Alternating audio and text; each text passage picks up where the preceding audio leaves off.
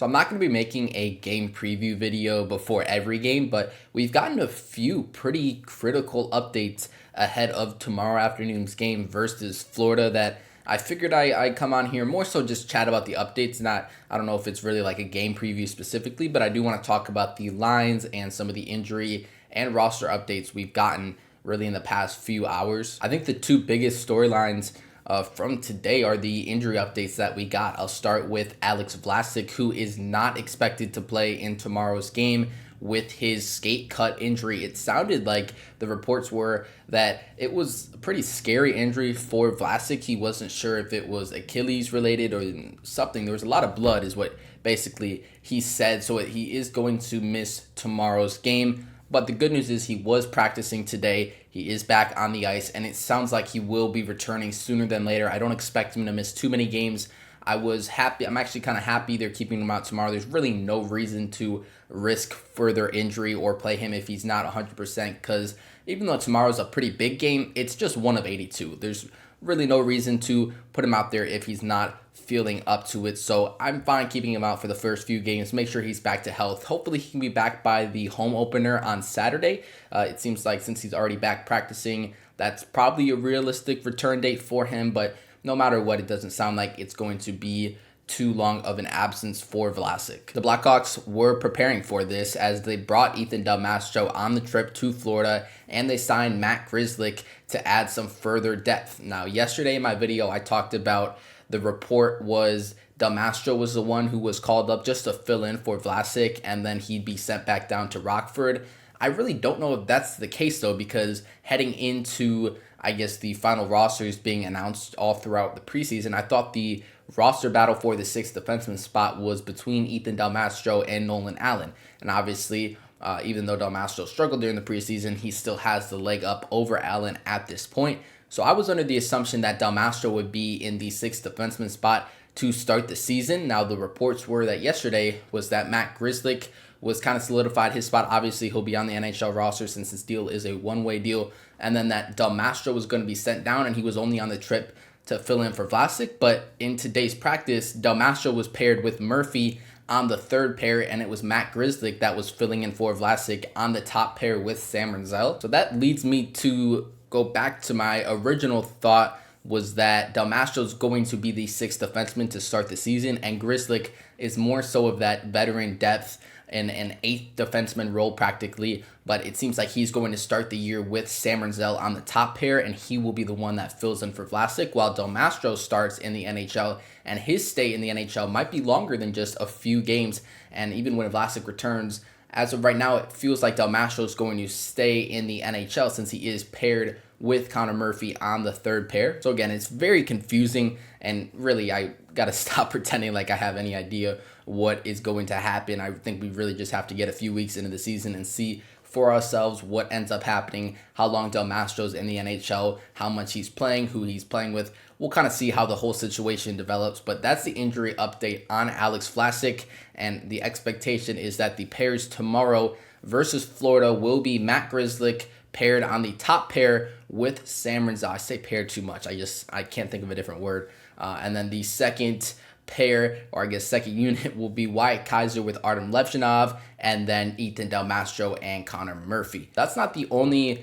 pretty significant injury update we got. The other being that Landon Slaggert has been placed on the injured reserve list ahead of tomorrow's game, and Ryan Green has been called up to fill in his place. This is super interesting for a few reasons. One being the expectation, it didn't sound like Landon Slaggert was going to miss too much time. Jeff Blashill said after Saturday, I think it was Saturday's game, Saturday's game, that Slaggert was day-to-day, and he didn't think it was too bad, but obviously after medical evaluation, it's gotten to the point where Landon Slaggert has been placed on the IR. Now, Blashill did say after practice today that he doesn't expect this to be too long-term, and that it's likely Slaggert returns very soon and potentially on a minimum stay on the injured reserve. But no matter when he returns, he's going to be out for at least a few games here to start the season. And instead of plugging Lucas Reichel into his place on the third line, the Blackhawks chose instead to call up Ryan Green from Rockford. It seemed like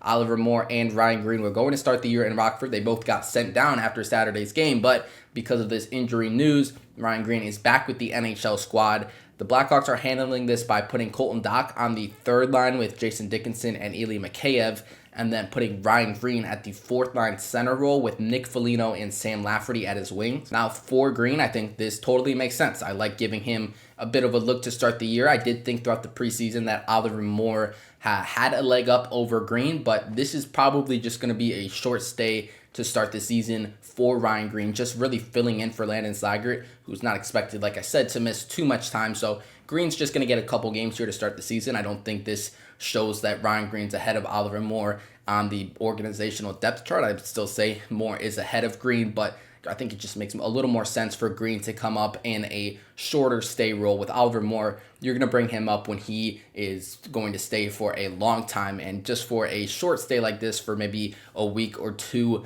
I think it makes more sense to bring up Green. He'll slide in on the fourth line, play fourth line minutes.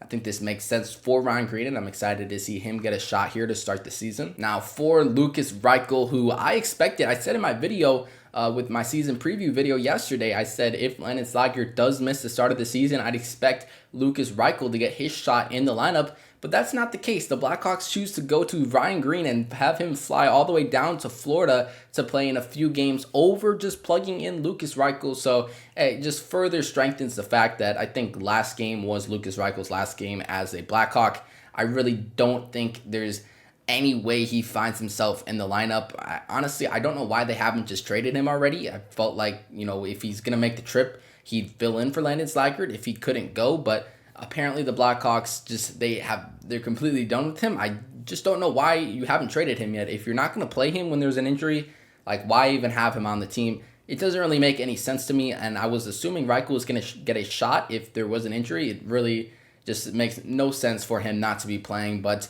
excited to see Ryan Green. Kind of disappointed for Lukas Reichel, but I think the whole narrative all along has been that Lukas Reichel's on the trade block and is likely to get moved, and I think this really is just the nail on the coffin for Lukas Reichel's time in Chicago. It's perfectly clear at this point they're not going to play him and not going to give him a game. So I'm honestly, like I said, not sure why he hasn't been traded yet, but I definitely expect that to happen in the coming days. I don't expect him to get another game with the Blackhawks. I do want to talk about the projected lines for tomorrow's game. This is where we get into the game preview a little bit. The lines ahead of the opener, per Charlie Meliodas, who is in Florida, says Ryan Donato, Connor Bedard, Andre Burakovsky on the top line as expected. Turbo, Nazar, and Bertuzzi on the second line, also as expected. The third line, as I mentioned, I already said the bottom six lines, but Colton Dach is playing with Jason Dickinson and Ilya Mikheyev, and then Foligno, Green, Lafferty on the fourth line. So forward groups, pretty expected. Obviously, Slaggert was anticipated to start the year on the third line, but it's Green that's going to end up filling in for him. Not too much of a surprise there. And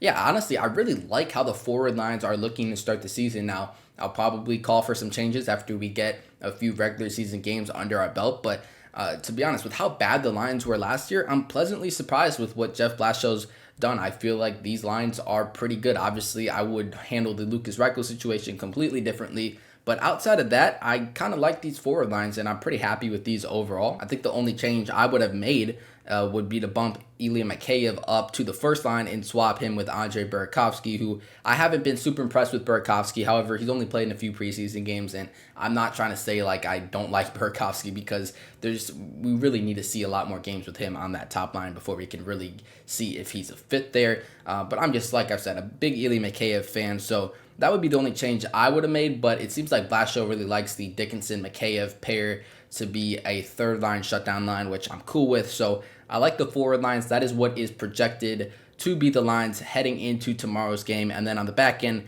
kind of already went over these, so I guess I won't do it again. And Spencer Knight obviously will be in goal. Going to be a big game for him tomorrow in his first game facing his former team. That's a really exciting and potential storyline that's going a little under the radar. It's kind of, I'm sure we'll remember once we see the game, but it's not being talked about too much. The Seth Jones, Spencer Knight storyline, that's going to be very exciting to watch. And then on the power play units, PP1 is Bertuzzi down low with Bedard, Nazar, Teravainen, and Renzel quarterbacking.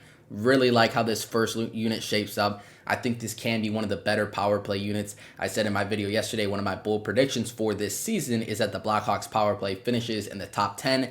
And I think this first unit looks really, really good. On the second unit, they have Nick Foligno with the net front role. Andre Burakovsky, Colton Dock, and Ryan Donato as the other forwards on this unit with Artem Levchinov up top. Again, pleasantly surprised with how this power play unit shaped up. I really, really like this night and day from last year's second power play unit. I don't even want to read off the names that were on that unit, but I really like this. I would probably like to see Colton Dock take the net front role. I think he's like really, really good in that role. I've said this in previous videos. I think that role is absolutely perfect for him, and he plays that role so well with his ability to obviously just be a presence in front of the net, but also take the puck to the front of the net. You don't really see a lot of players who play the net front role do that. A lot of times they like to be more passers below the goal line. They'll set screens and stuff, but Colton Dock could really power his way to the net, and I would like to see him get the net front role, but I'm happy he's at least getting a shot on the second unit.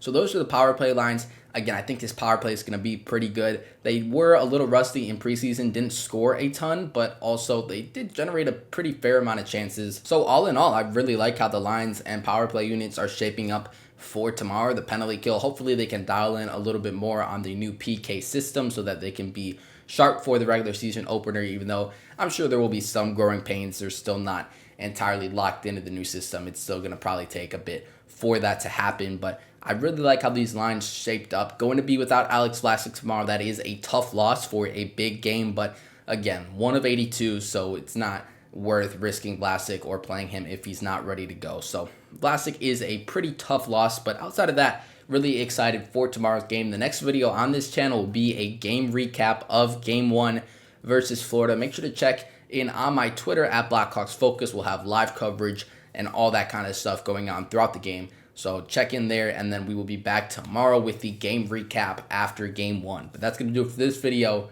See you then.